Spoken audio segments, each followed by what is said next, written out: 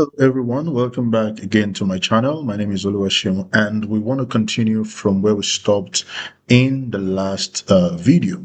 Now we've looked at the front-end microservice application, we've built it, and I've been able to walk us through where to get some of the command line reference, some of the command line, some of the commands that we used, where to get it from. I've been able to point us to the relevant documentation.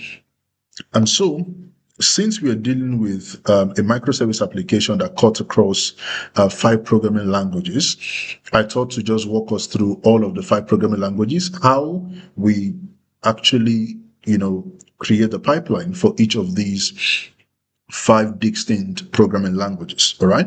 Now, in the last video, we also looked at how we can use Amazon Q to generate our Helm chart from the Kubernetes manifest file that we already have. And we saw how Amazon Q was able to help us break it down and then generated the file for us. Of course, we had to guide it in order for it to give us exactly what we wanted. So now in today's video, we want to look at the CartService. Now the CartService here is built with C#, which is Microsoft.NET, okay, programming language, but basically C#.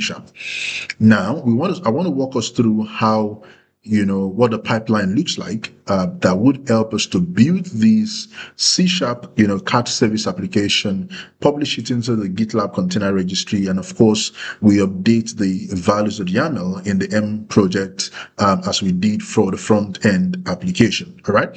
So that is exactly what I want us to look at in today's video, and of course, if time permits, we can look at the CurrencyService, which is built in Node.js, so we can look at that as well and see what the pipeline for that will look like. But ultimately, we are going to look at a pipeline for the 5 different programming languages to help us understand, what the pipeline will look like if you're building a Python application, what the pipeline looks like if you're dealing with a Node.js, if you're dealing with a C#, if you're dealing with a Golang, all right, application, or even a Java, all right, application. So without wasting much of our time, let's dive right into the Visual Studio Code, and then I'll give us a walkthrough of the CI/CD, all right, pipeline. All right, so there you go.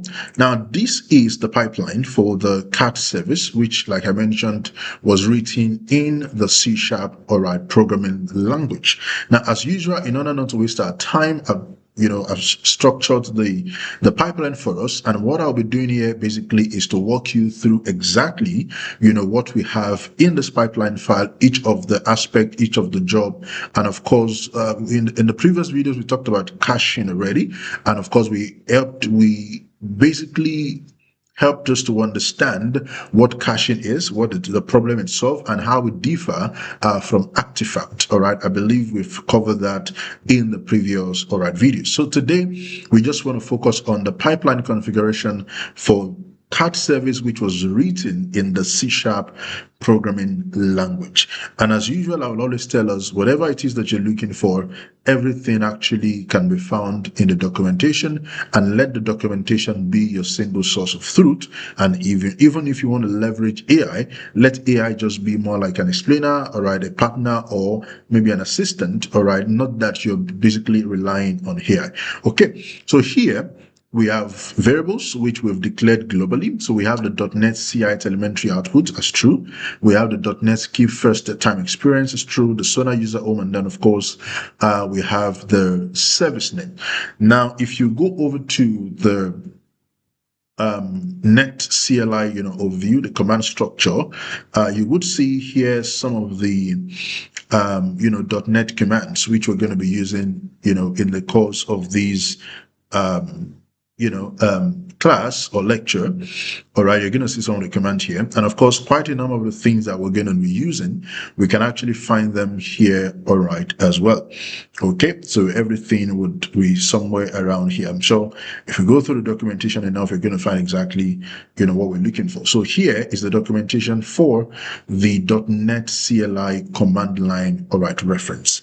All right, this is the documentation that tells us, all right, the .NET commands to use, whether .NET build, .NET clean. I mean, whatever .NET command we're looking for, we can find it right here, on this documentation.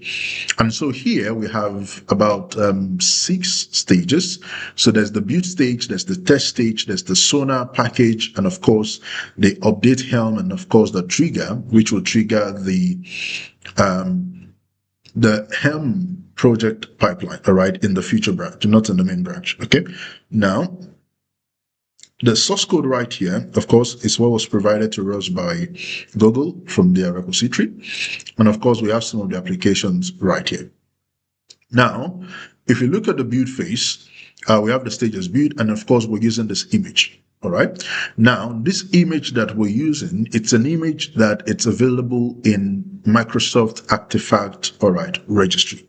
So if you come here, you'll see this Microsoft Artifact registry. And one thing that should tell you is that it is not every image that you see used in a pipeline that comes from Docker Hub, which means Google will have its own artifact registry where they have their own public images.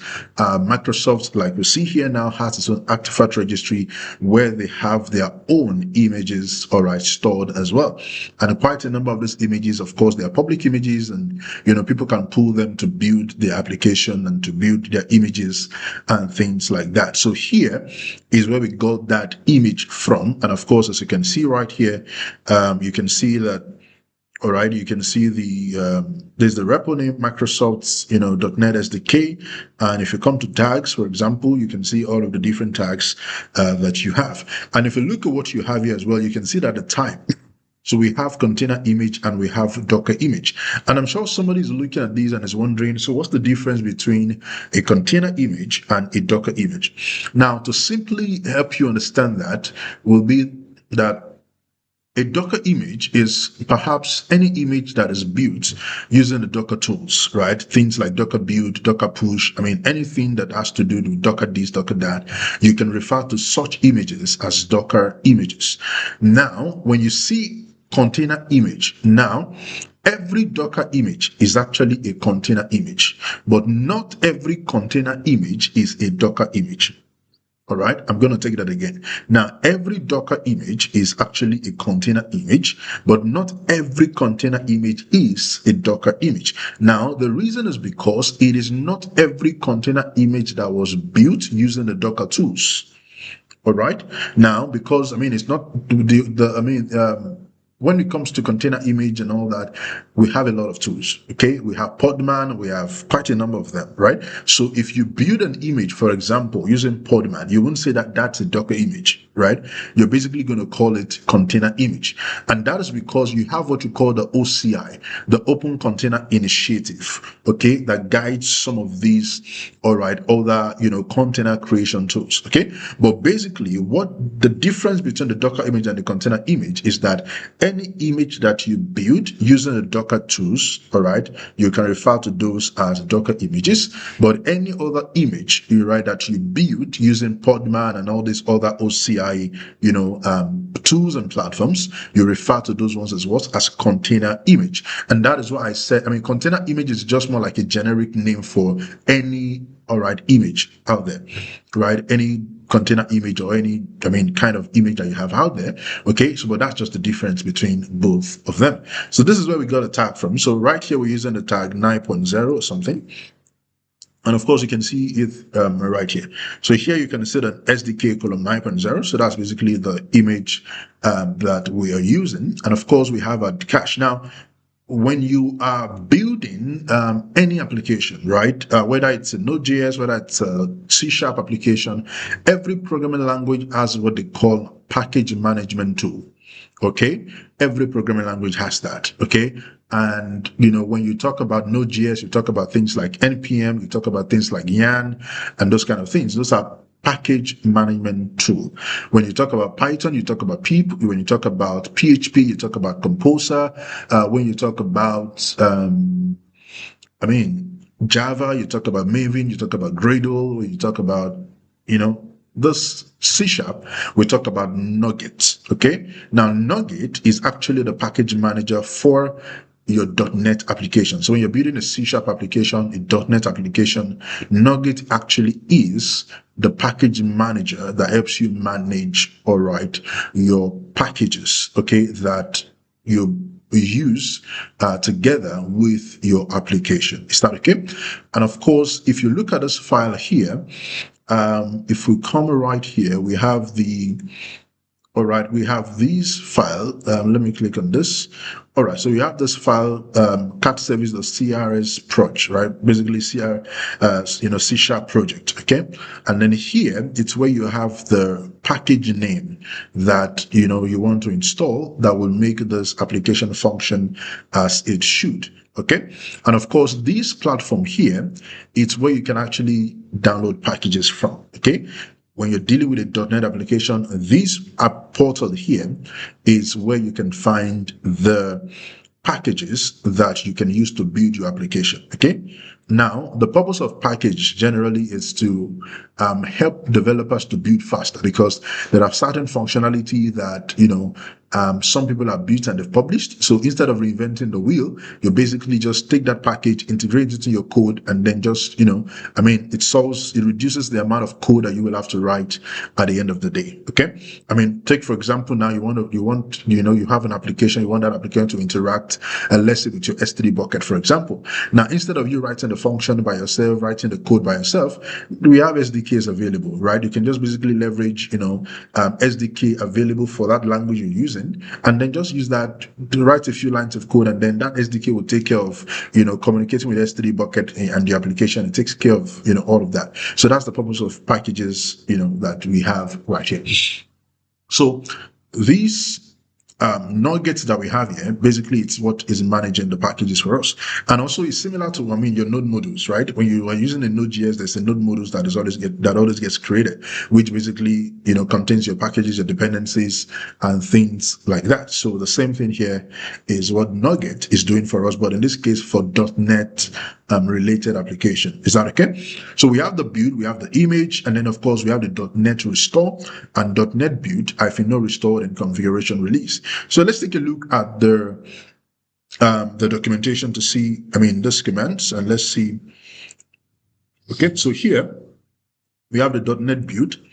So if I click on .NET build, it basically would give me, synopsis, snippet, information about how to use that command. So .NET build is a build a project and all of its dependencies.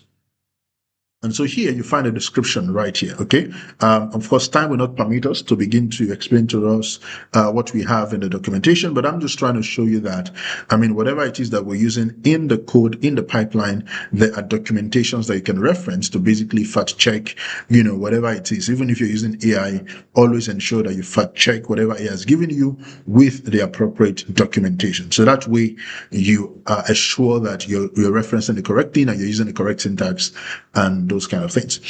So here we have the Docker build, and of course, if you scroll down, it will explain to you what the Docker build is. We have the Docker.NET restore. It gives you all of the explanations and everything that you need, to know.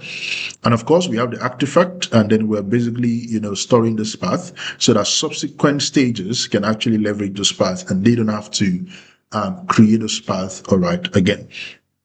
And so here, we're basically saying that this build should occur in the merge request event and also in the main branch. But I think in order to speed up things, we can actually remove this so that, let this happen in the merge request event, If there's any error, we basically just know that the merge request cannot be merged just yet. So we just have to make sure we do the corrections before that. So we don't have to necessarily run that in the main branch, again. Now, of course, we have the test stage. Now, the test stage is basically, it is assumed that in your application code, your developers have written some test cases, that you can use to test the functionality of your application, just to simulate, also do some kind of mock testing, okay?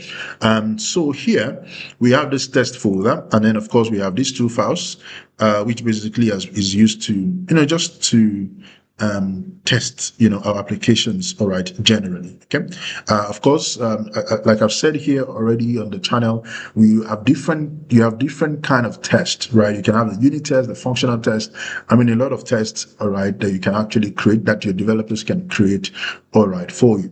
And so if you look at it here, we're using the same stage. We're using the same image. And then here we say is that this needs the build stage. I mean, that's a dependency, which means the test stage is not going to run if the build stage didn't complete successfully. All right. And so the test stage will also have to wait until the build stage has completed, all right, successfully. And then, of course, we have the .NET tool install. Now, the purpose of the .NET tool install is when you want to install, maybe there's a particular tool that you want to install as part of your application. All right, you can use that command .NET tool, all right, install. So, and of course, you're going to find that on the documentation as well. So if you scroll down here, you'll see .NET tool, and then of course you have .NET tool, all right, install. And that basically, what the purpose of it is that it helps to install specified .NET tools on your machine. So which means we need this tool to be available within our container runtime, all right, that basically is running this job. And the purpose of this tool is actually to convert the test report that this test phase is going to generate as an artifact to a test report that GitLab actually supports. All right. So that's the purpose of this tool that we are installing. And as you can see from here, we are doing that from the before script section. All right. So we're basically installing the tool we need in that section. Okay. And then of course we are doing some kind of exports and all that, so, and then the TRX to JUnit is basically to transform the TRX. Now, the TRX is actually the output format when you do .NET test, okay? When you do .NET test, the TRX is actually the format that it generates, okay? But that TRX is not something that we can virtualize within our, GitLab pipeline, because what GitLab expects is a .xml file. All right. If it's not a .xml file, then GitLab is not going to be able to read that. But of course, it can produce that for you as an artifact. It can download and then upload that to your maybe vulnerability management platform. Because there are different areas in GitLab where you can actually virtualize test reports. So within your pipeline, if you want to virtualize a test report within your pipeline in GitLab, the format that GitLab accepts is actually the .xml. All right. Now, when you want to publish a SAST report in GitLab, it supports the .json format. Okay, so we must know the difference between, all right, this test reporting. Okay, so we have the tool, we install that, and then of course we have to export the path so that we can actually make use of the tool once we export it out. And of course you can find that information here as well. If you scroll down on the documentation, it basically will let you know that, when you're dealing with a Linux OS, of course, you have to, specify the path. And so you can see here we have home.net/tools. And of course, here we have the root and then .net/tools. So that's where we got, that idea from as well. Okay. And then, of course, we have the .net restore, then the .net test, which will basically help us to generate the TRX. And then, of course, we're going to now use that tool to convert the test report from TRX, all right, to XML. Okay, that's what we're doing. And then of course we're now storing the artifact now as .xml instead of .trx. All right, so that's pretty much what we're doing. And of course, again, I don't need this to run in the main branch, so I can remove that. Okay, and again, one thing I would do is that I would have to remove this. All right, because by the time I merge, or I can actually leave this because I may not run my Sonar job in the main branch. I might just run that in the merge request, all right, pipeline. So I can actually leave this here, and then for my Sonar cube, I can actually just remove this path and say, okay, I don't want to run this in main as well. I just want it to run in the merge request pipeline so that if everything is okay, I can just merge into main and then build my image, all right, from there. Okay, so here we have the Sonar job as well. So the Sonar job is basically using the same image. Now, let me take you to SonarCube to see, something here. All right. To see the commands, what SonarCube expects, all right, from us. So I'm just going to click on, I think I have the CartService here as well. So this is it here. So I'm going to click on it. And then I'm going to come here to administration. I'm going to come to analysis method. All right. And then I'm going to click on this. Now, what's the project that I am analyzing? So I'm analyzing a .NET project. So I'm going to click on .NET, and then right here, it gives us the command, all right, that is actually necessary for what we want to do. So here it tells me that, okay, which of the frameworks am I using? Am I using the .NET Core framework, or am I using the .NET framework? So if I click on these, of course, the commands are a bit different, all right, one from another. This .NET framework will require me to use the MS Build and all that. But of course, I can just say .NET Core. That's what I'm using.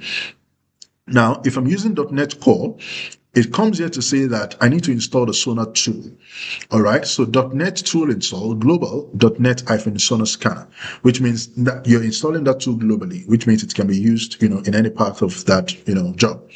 Okay, and then before I can execute a scanner, I need to run the following command in the project folder. So .NET Sonar Scanner begin, and then of course you have your backslash, and then you have your key.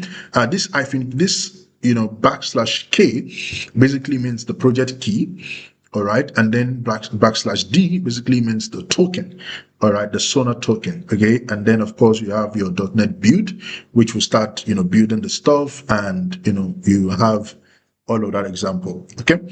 And then, of course, if you don't want to use this option, right, using the .NET tool to install, all right, the Sonar scanner, you can actually leverage the Sonar source, all right, image itself. That should also do. But when I was testing this out, I realized that if you're going to be using the Sonar source, you're going to have to do a lot of iteration here and there. It might not work as you'd expect. So I would advise, and that is actually what I used, I would advise that you stick with this, all right, option. Basically, use the Microsoft image as is, and then use the .NET tool command to basically install your tool inside of that image in the before script section.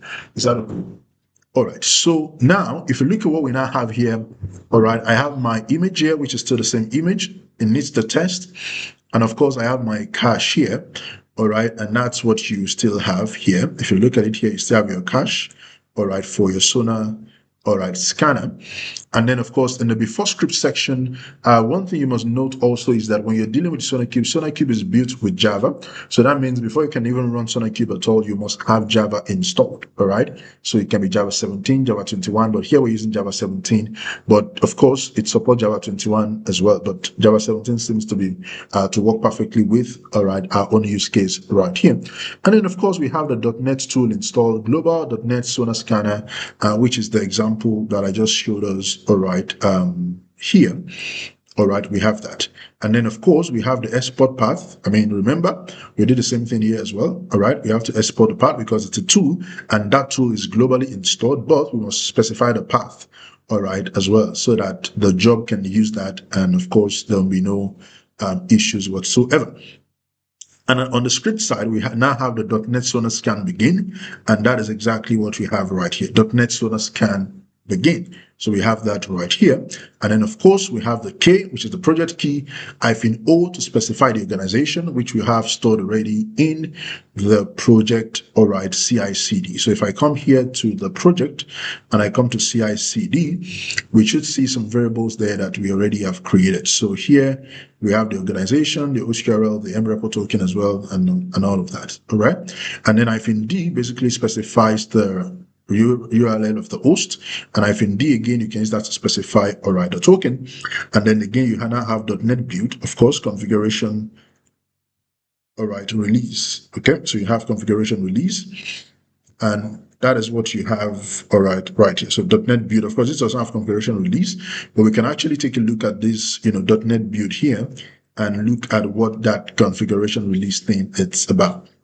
So here, if you look at what we have here, we have configuration, all right, and then we have all of that here. So I can scroll down here. Basically, we can search for configuration release. Okay, let's search for that. Configuration. All right, so here we have the configuration release, all right, configuration, all right, and then release. So what does that mean? it says build a project and its dependencies for a specific runtime. All right, in this example, Linux. Okay, no, I think that is referencing this. All right, so this one is this. It's a build a project and its dependency using release configuration. All right, so that's the opposite of this. But of course, you can as well just do Docker build, right? Sorry, .NET build. Okay, without doing configuration and then release. Is that okay? All right, so we have that, and then once we're done with that, of course, we do .NET Sonar Scanner end, and then, of course, we specify the token. And I believe you can see that as well here as well. So you can see .NET Sonar Scanner end, and then, of course, you specify the token, and then you run your job. All right. So I believe, you're getting some clarity as to where the things come from and how you can use them, all right, within your pipeline. It's just a matter of you taking the time to go through the documentation and then understanding exactly, what steps you are required to take in order to do the job. All right. And then, of course, we have the rules. This is going to work in the merge request event.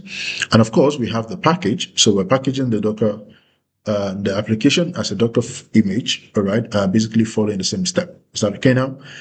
And of course, we have the rules here and the update. We already saw that. I believe I explained that for front end, and for front end, I think I gave a perfect explanation.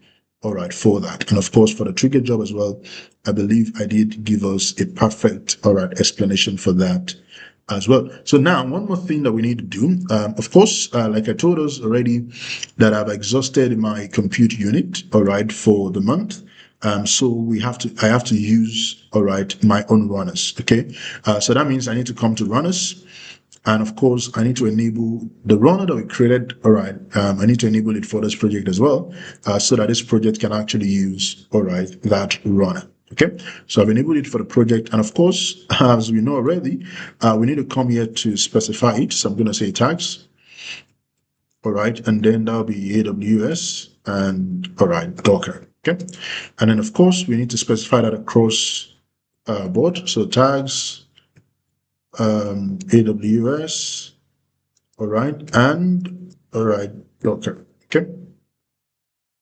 And then, of course, for the Sonar stage as well, pretty much the same thing. Okay. AWS and then Docker. All right. And also for this one, so don't forget also that let's remove this. It doesn't need a Sonar stage because, they don't run in the same, all right, branch. So the one is going to run in the merge request event, another is going to run in the main branch. So if we put it there, it's going to cause a problem. So let's remove that so that it doesn't delay us unnecessarily like it did, all right, the last video that we watched, that I did. And then, of course, it gave us a bit of a tough time. So this one, yes, needs package. Yes, there's going to run in the same main branch. All right, so we can leave that. Tags as well, AWS. This is going to be Docker. All right, so we're going to have that there. So already, I told us already that we don't need tags for this one because it's actually not a job really. It's just basically a function that triggers a downstream pipeline, to basically update things and all of that. So we don't need the tags here at all. All right, guys, I believe we're ready to run the job now. So let's see, what happens with this. Let's hope we have done the correct thing. Okay, so I'm going to say git commit. All right, so let's just say testing the, let's say running the pipeline for the CAD microservice C#. All right,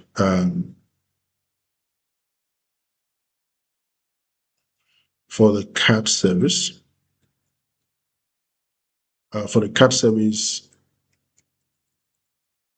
all right, C# application.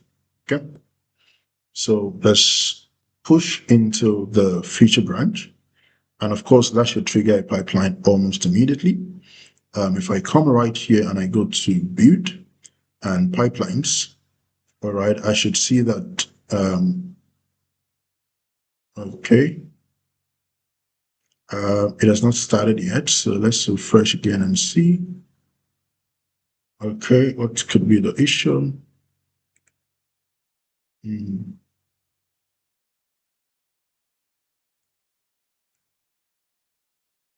Oh, okay. All right. So, the reason why is, it won't start automatically, right? Because what we have here is a merge request event. So we need to create a merge request. All right. So, so we can come here to the place. All right. So you can see here, we already have a merge request. I'm going to click on create merge request and of course, assign to myself. I'm not deleting the source branch. And then of course, I would create a merge request, all right, event. And of course, that should now start the pipeline. All right. So let's click on this. The pipeline has started. Right, guys. So you can see that the three jobs have passed. So we have the build job, we have the test job, we have the sonar job. All right. And if you click on the build job, of course, you will see the old build that happened. All right. And then, of course, the build succeeded. There were no errors or warning. And of course, if you go to the test job, you can see that the test job also, passed as well. And of course, there were test results that were published. Okay. And that has been kept as an artifact as well. And if you look at the sonar job, we also have the, all right, sonar job, all right, the execution was also a success, and all of that. And of course, the sonar scanner file finished up. And of course, if I go here to the, all right, to the project, I can see here that if I go to merge request, for example, I can see, all right, 1 minute ago, you can see that. So I can click on that. And of course, it's going to tell us, it passed anyway, because we don't have a quality gate set up. So it's going to pass. So, that's what we expect to see. So if you go back to the merge request and you click on the merge request, you can actually see, all right, the sonar analysis here in the dashboard. But like I told us in the previous video, normally if you have the sonar, all right, subscription, you will be able to configure quality gate and some metrics and all that you'll be able to see, if there are issues and all those kind of things, even right from this place. But we don't have that luxury, all right? So, it's not a problem. And then here we have the test summary, all right, 3 total tests. And of course, if I click on full report, I would be able to see that, all right, in the pipeline as well. So I can see the 3, all right, report. There were no errors, there nothing failed, and of course, all the 3 report passed. And I can see here it says 100% success rate. And that is because we converted that test report from TRX to XML, all right? So if I click here, I can see the tests that, they configured and all those things. And it basically, all right, worked. So now we can merge this into, all right, into the main branch, okay? And that would trigger another pipeline that will basically just, do 3 things, okay? Package the application into a Docker image, and of course, push that to the GitLab container registry, update the values of YAML in the M project, and of course, trigger the M project as well, the feature branch of the M project, all right, to trigger that to run some Helm lint and the Helm package, all right, kind of command, just to simulate some things. Okay, we're not deploying to Kubernetes yet because we have to build the images, all right, before we can deploy it to our EKS cluster. And I'm taking my time to walk you through, all right, what you need, all right, the pipeline configuration that is needed to build your, all right, images, okay? So that's what we're doing here. Now, after all the images have been built, then we'll now look at how to set up the EKS cluster and then deploy from the Helm project to our EKS, all right, cluster. So, but for now, let's try to build all the images. And then once the images have been built, then we'll now go ahead to set up the EKS cluster and see how we can deploy from the Helm project to our Kubernetes, all right, cluster, okay? So let's wait for this stage to also wrap up. And once it's done, I'll come back to us and then we'll take it again from there. All right, guys. So we can see here that the Docker build stage, all right, passed as well. So you can see job succeeded. And then, of course, the update Helm actually also passed. So we're able to authenticate with a Helm project. And of course, the, the file was updated with the current image, all right? And of course, we also trigger the downstream jobs, okay, just to simulate the test, right? So the Helm link and the Helm package, we're also able to do that. So if I come here to the Helm project, okay, let me go back to the CartService from here. If I come over here to the Helm project and I come to this branch, this is the branch that we triggered, that we pushed to, I can see here that, there was an update, right, 1 minute ago. Okay, so if you click on that, and then the values, the YAML is what was updated. So if I click on that, we updated a CartService, right? So we can see that the CartService was updated, right? So that's the new image tags, and you can see it right here, even in the message. It says update CartService image to, all right, 800 blah blah blah. So you can see it right here. So the CartService was updated, and of course I can create a merge request now and then merge that change into the main branch, all right, for the M repo, and then of course that would make sure that the change is now visible in, all right, the main branch. So, all right. So since we already created the pipeline already, and immediately we pushed into that, into the Helm branch. Immediately we triggered it. Of course, the pipeline was executed, and of course we believe that everything is fine. So now all we need to do is just to merge, the changes into the main branch, which makes it pretty easy. All right. And of course, this stage will also, I'm thinking that this particular mlint and m package, we can actually remove that.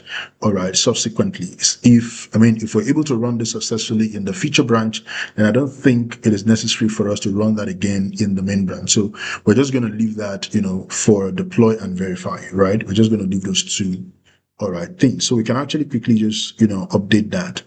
So I'm going to come here and then I'll come right here. So here I'm basically going to say that, okay, so we have some rules here. If it is a feature branch, all right. So we can actually say if the pipeline source is pipeline. So I can copy this one actually.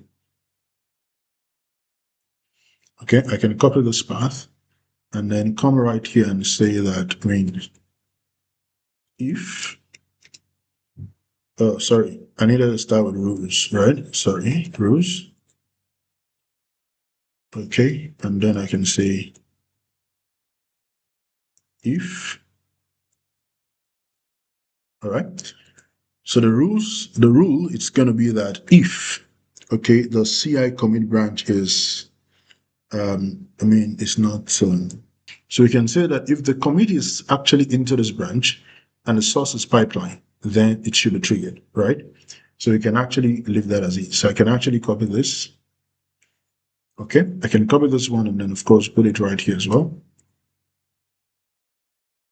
Okay, so that would basically do the same thing. So if it is this branch and then it's a pipeline source, and it should be, this should be triggered as well. All right, so we can leave that, and then we can do the same thing for this one, deploy and, all right, and then the verify, right? We can do the same thing for both of them. Okay, but of course, these branches will only be executed if, all right, it's the main branch. Okay, so the idea is that once we have done our mlint in the pipeline or this particular branch, and then we merge into the main branch, we don't want to repeat the mlint, all right, again. We don't want to repeat that again. So that's the idea behind this. So what I'm going to do is I'm just going to commit these changes. All right, so I'm just going to say, so that by the time we work on the currency service and then it triggers the M branch, of course, this new update should have been present and should apply as well. Start okay. So that's what we have here. So we're going to come here and say git commit. All right, so let's commit that. And I can remove this path, I believe. I can remove this path actually. Okay. And then we can remove this path. Okay, so we can remove that. What happened? Let me see.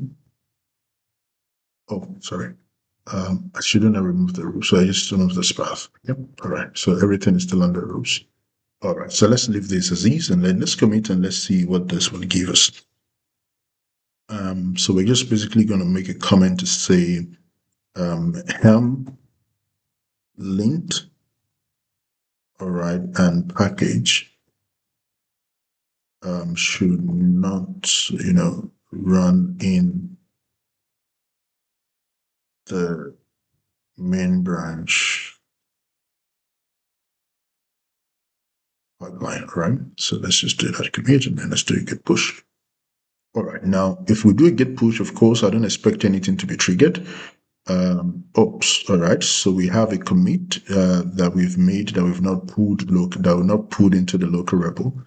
So let's do a git pull basically to just pull those changes. I mean, perhaps some of the image that we just updated, right? So we need to make those changes. All right, so now we can do the git push. Of course, that would allow the push to go through now. It's usually like that, when you make a change into your repo, you have to push and do that. Okay. All right, so we have pushed those changes, and of course, like I said, I don't expect it to trigger anything. I mean, it shouldn't trigger anything. So if you look at the main branch here, and then if we come to the feature branch that we just pushed to, of course, we shouldn't see anything triggered here as well. So if I create a merge request, let's create a merge request and let's see what happens now. So merge request, let's delete the source. I mean, we're not deleting the source branch, so just create a merge request. All right, so that would, create a merge request, and of course, we have to merge into the main, right?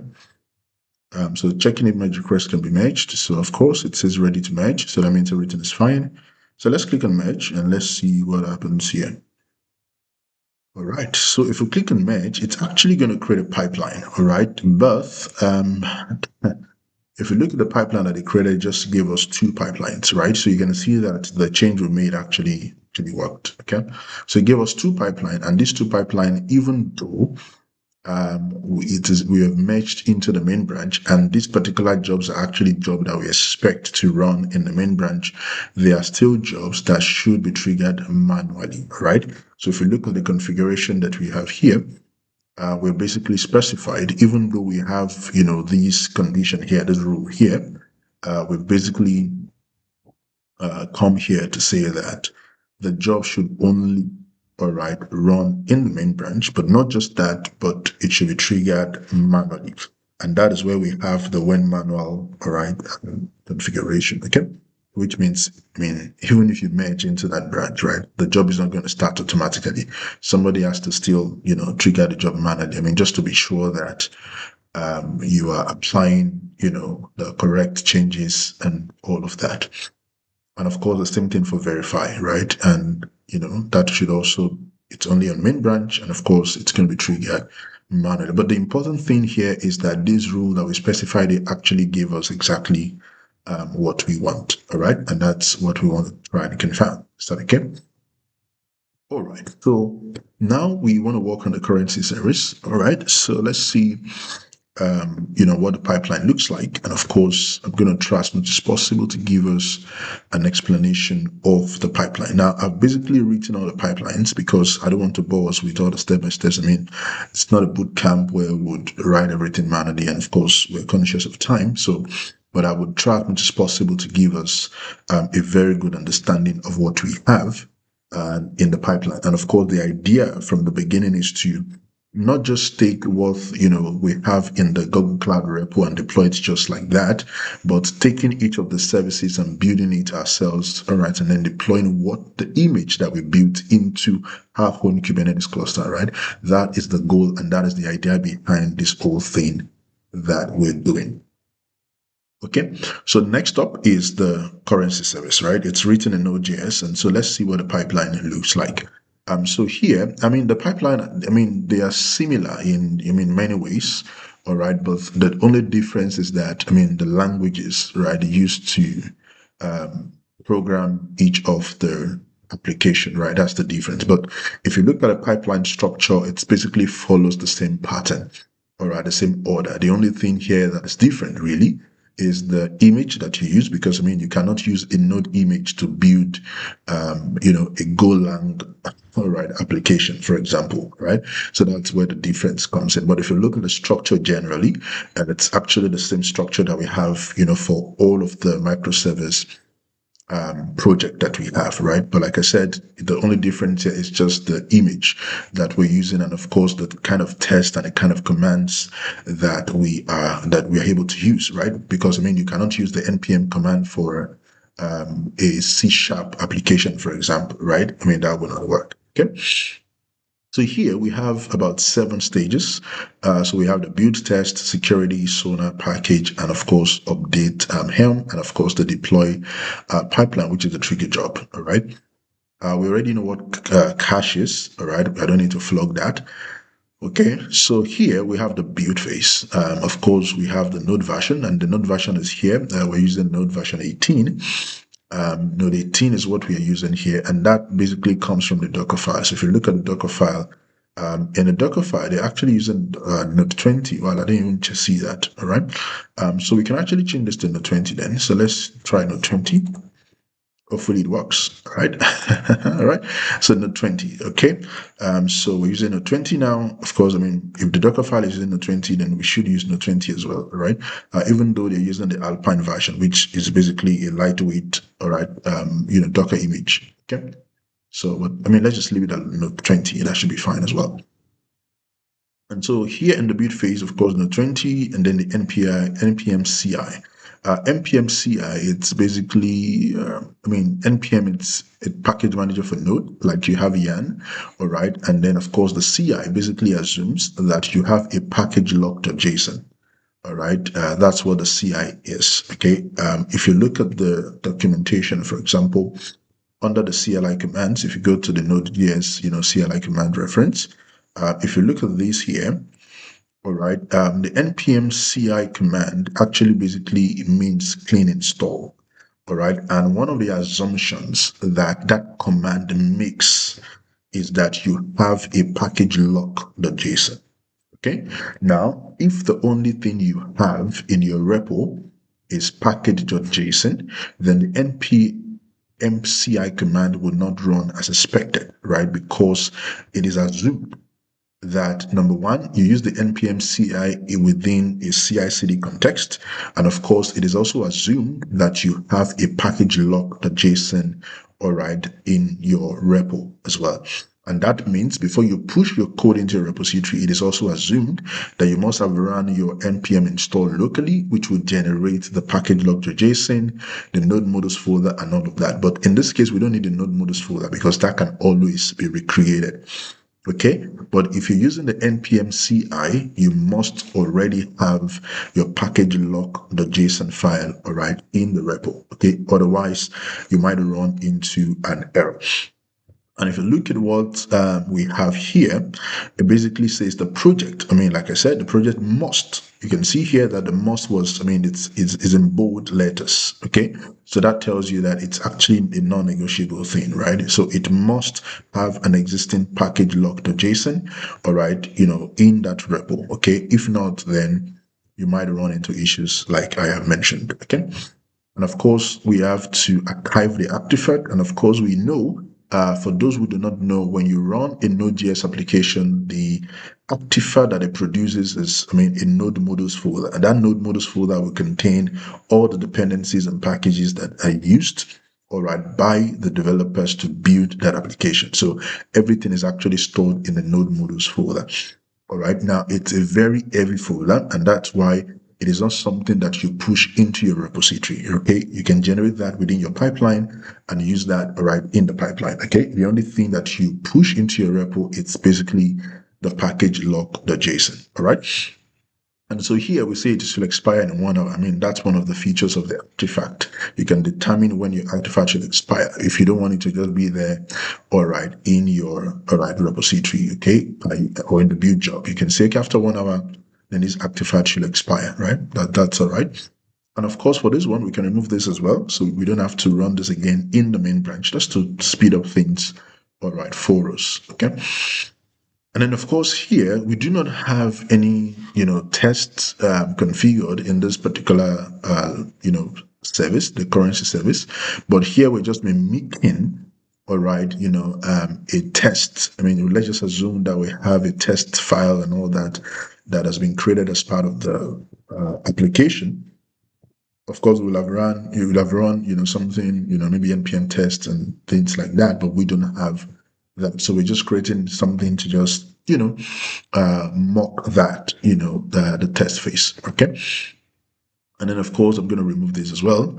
And another thing that I found out, which I believe that I talked about in one of the videos, is that every programming language you have out there, apart from the fact that they all have their own package managers, they also have commands that you can actually use to test the code against vulnerabilities. All right. I mean, against, issues and the dependencies and all of that. And for NPM, one of such command is what you call the NPM audit. All right. So the NPM audit. So if I go back to the documentation, all right, and I come right here, I can see from here NPM audit. So if I click on NPM audit, it basically says the audit command submit a description of the dependency configured in your project to your default registry and ask for a report of known vulnerabilities. All right. So which means, apart from using SonarCube and other platform like maybe Prisma Cloud and things like that, you can actually leverage the tool that the programming language, the programming language package manager provides you out of the box. Okay, you can actually leverage that to just do, a scan generally to see what you get, and then you can subject that, further to other packages and other platforms like SonarCube, Prisma Cloud, and all those kind of platforms.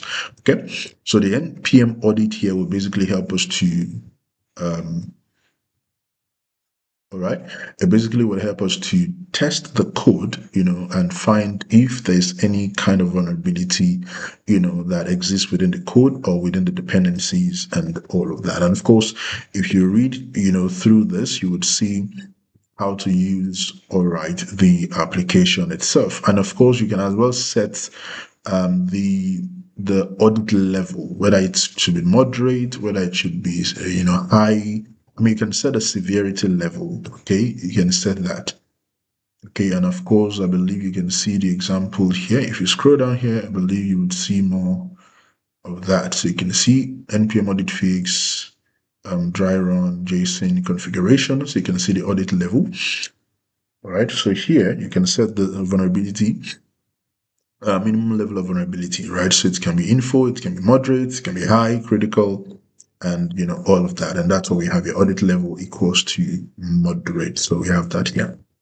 All right. And of course, we're basically using, the pipe symbol to say, even if we have, some issues detected, it should basically just echo out vulnerabilities found, but continue, which means we do not want that, audit report to fill the pipeline, right? So regardless, because we're testing, right, we're not in a work environment where you have to test and then subject things to, peer review kind of a thing where people will have to check what you're doing before it gets into the production environment, right? But I'm just showing you, what is possible and what you can do.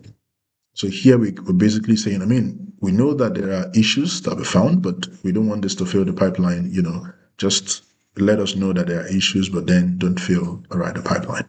So I can basically remove this as well. I don't think that's necessary.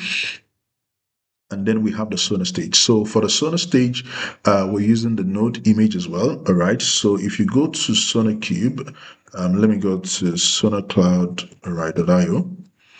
So if you go to the SonarCube page, you should find, the analysis method that I showed us earlier. You should find that. So let me see. So this is the CurrencyService.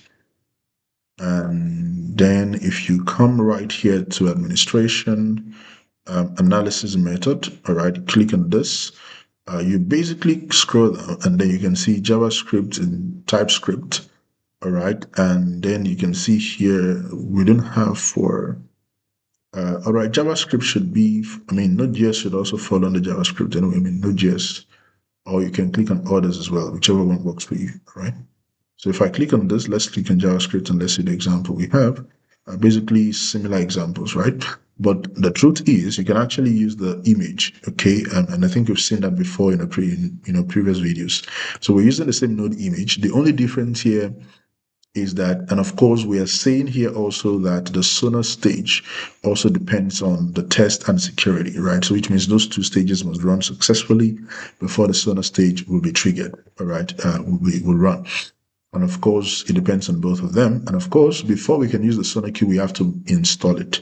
And so we've seen this in one of the videos, right? So you can do apt-get install, open JDK 17, that will install Java, make sure Java is available. And then we are using the wget to install the Sonar Scanner CLI, all right, into the container. And of course, we have to export the path as well so that the command can run. And then, of course, we have the Sonar Scanner, put the project key, organization, URL token, the sources, and of course, we're excluding the node folders, all right, as well. And at the same time, also, I can remove these as well to say, you know what, I don't need to run this in the main branch again. The merge request pipeline should be enough to detect and correct whatever it is that, is wrong in the code. Okay, and then of course, I don't need this to depend on Sonar, because if it does, it's going to fail, because the Sonar is not going to run in the main, all right, pipeline, right? So that's going to give us an issue. And so again, we have to go back here and make sure that we're using the correct tags, right? The last job here does not need that, all right? So we can leave that as is. Okay, so I think we're good now with what we've done. We shouldn't have any problems whatsoever. So we can push this to the repo, and then of course, let's see what, remember, we changed the node version here to version 20. So hopefully that will not give us an issue. So it's going to run. So let's do git commit. Changed node version to 20. All right. So let's do a push. Okay.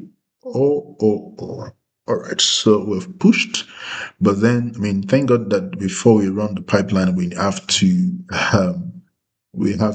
create a merge request event. We have to create a merge request, right? That will trigger the pipeline. So one thing that we needed to do was that the runner that we set up is not enabled for this project yet. All right, so we need to do that. So I'm going to say enable for this project, so that the runner can pick up the job, right? So that there won't be any problem.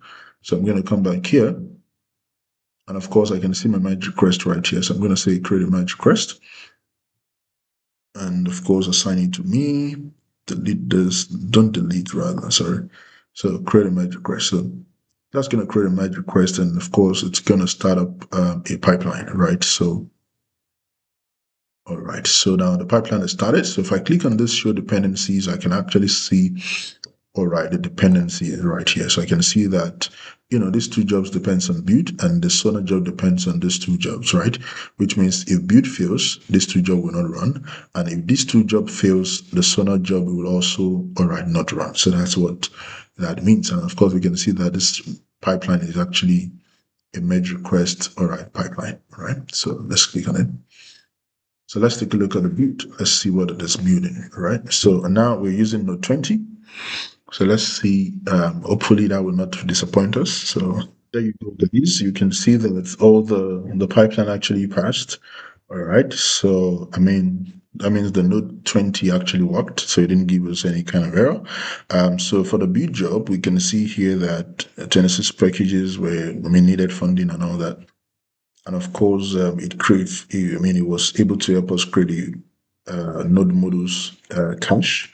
All right. And then if we go to the test, of course, we didn't, there was nothing to test anyway, but we just had to put something there. So it says error no test specified, blah, blah, blah. All right. So, we didn't put anything there anyway. So we're not expecting anything. For the security, which is the NPM audit. So that ran as well. So NPM audit found 0 vulnerability. So there was no vulnerability found. So which means we can assume that the code is clean from the NPM audit perspective, right? But we can actually use SonarCube to, do a more deeper kind of test or analysis. Okay. So you can see here that also executed successfully. And if we come here, we can come to the merge request, and then of course we can see this was pushed 2 minutes ago. You can click on that. And of course, obviously it's going to tell us passed, because we're using the default quality gate. We don't have any quality gate set up.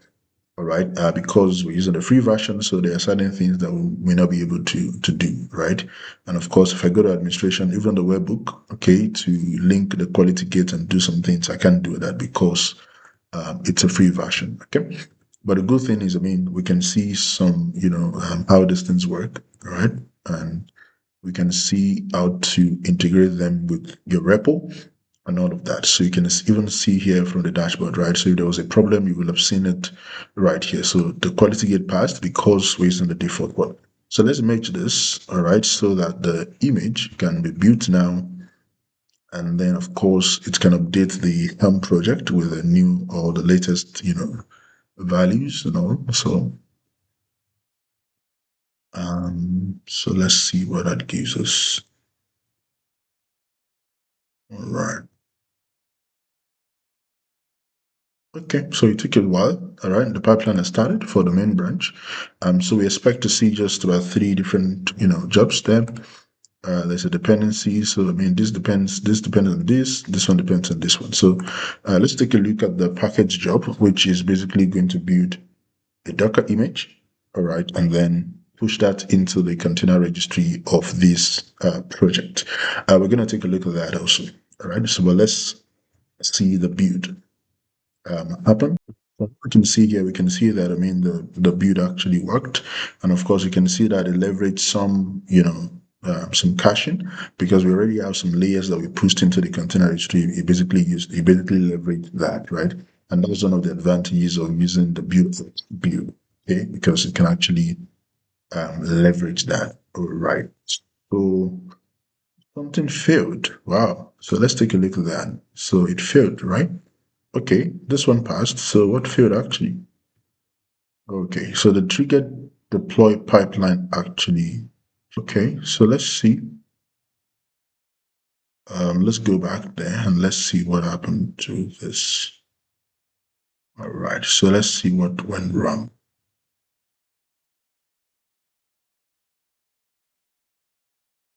All right, so here it says field downstream pipeline cannot be created. The pipeline did not run. Review the workflow rules configuration for the pipeline. Okay.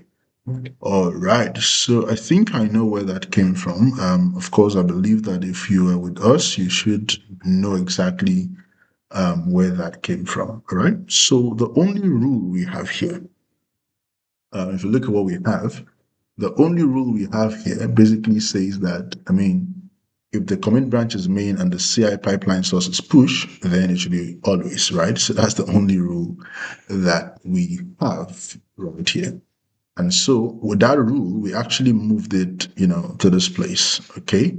And that means, that's actually what caused the error because it was looking for that rule and we didn't see it, there, right? So now one thing that I want us to try is this, okay? We expect that this job should be triggered, if the pipeline source is a pipeline, right? And that's exactly what should have happened, right? But it didn't trigger the job, okay? So let's do something. So let's say that, let's put something here to say when, but I'm not sure if that would be there. So we can say when always, right? And then for this one, we can say when always as well. Now, I just want us to try out, these options, okay, before we move it back to the top, all right, and see. So I'm going to push this. I'm going to say git commit, all right, and then added when always to the jobs, right?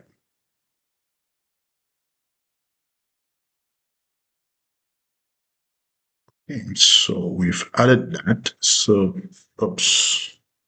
Oh God, another git pull again. All right, so let's do the git pull. Okay. All right, we can do a push now. All right, so let's see the Helm repo, which is this one here. Let's troubleshoot this together. So I'm going to create a merge request very quickly. And of course, we know that that's not going to trigger any pipeline anyways, because the jobs that we have there are jobs that should execute, all right, manually. So I'm going to merge. And of course, the pipeline was skipped because those jobs are jobs that will be triggered, all right, manually. Okay, so let's retry this and let's see what this gives us. Okay, so did it work? Did it pass? So let's take a look. All right, so now again, it's actually a right field. Okay, so and it's still the same workflow rules that is telling us to check. All right.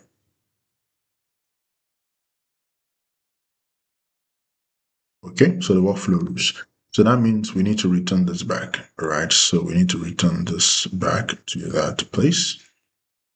Even though we're going to leave this one here, so but let's put it at the top because I mean it's actually seeing this as the first rule, okay, for this particular job.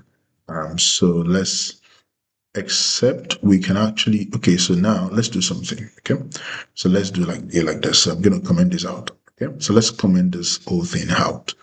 All right, so that it's not causing any kind of confusion since we already have the rules defined here. Okay, so let's comment that part out and then let's do another commit. Okay, commented out the top level. All right, workflow rules. All right, and then we can push. I think we need to do a pull first. Okay, so let's do a pull because remember I did a merge, right? So let's do a pull first. All right, and then we can now do all right. Git push. Okay, so okay, good. So now we've done another push. Okay, so let us see what we have now. So here, if I go to that branch, I should see that everything is in order. So right, this has been commented out, so it's no longer going to be seeing that. All right, so what's going to be seen is basically what we have here. So the rules for each of this, and of course we have the same thing here, but this ones don't have any rule, but we have some kind of action here as well. So let me merge this. I mean, just so that I don't forget that. Let me merge that into the main brand very quickly. All right, and then we'll do a merge. Okay, so let me go back to this pipeline. Let's try to trigger this again, manually, and let's see what will happen here. All right, so let's see if it works now. Okay, so it looks like it's running. Oh, brilliant. So it looks like it started the job. Okay, so if we click here now, we can see that, wow, it's actually run. So you can see it worked. So it was because of that, top level rule that was what was causing the problem, right? So, I mean, you can see that this has finally passed. All right, so that tells you that speaks a lot about how GitLab evaluates it rules. So which means if you define a workflow rule here at the top level, all right, that is the first rule that will be evaluated. Okay, but if you have different conditions, all right, for each of your jobs, then it's better to not define a top level workflow rule. You can actually specify those rules, all right, at the job level.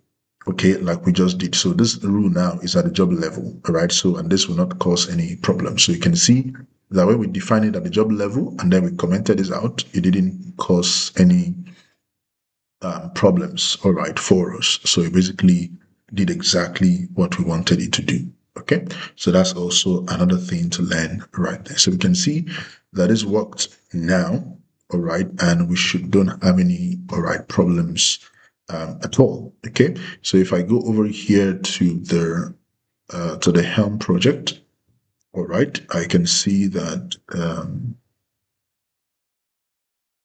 all right, so I can see here in the main branch, I mean, the job was skipped, just two of them. And of course, if I go over to the feature branch, right? So if I go to the microservices chart, and then of course I can see that this was updated 8 minutes ago. And then I can see here, it says update currency service image to, all right, this particular image. So if I go to the values to the YAML, I should actually indeed see that in the values to the YAML. So you can see 18C, which would correspond to what we have here. So you can see that. And of course, if I do the same for the main branch, since we've merged into the main branch, we should see the same thing, all right, as well, all right, F18C. So that's the way, all right, it all works together. So I believe, guys, that you have learned another thing again today. I mean, we've done a few hands-on here and there, troubleshoot issues and all, and I believe that you've also learned something here. So That means we've looked at the front end, all right, which is written in the Go language.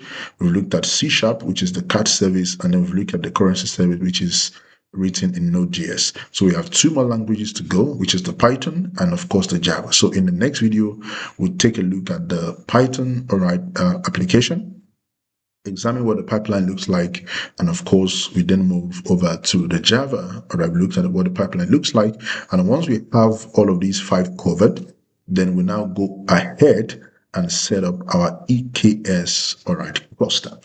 Okay, so that's the next thing we're going to do after we've looked at, the Python and then the Java, all right, CI/CD pipeline. So thank you so much, guys. I believe we learned so much again today.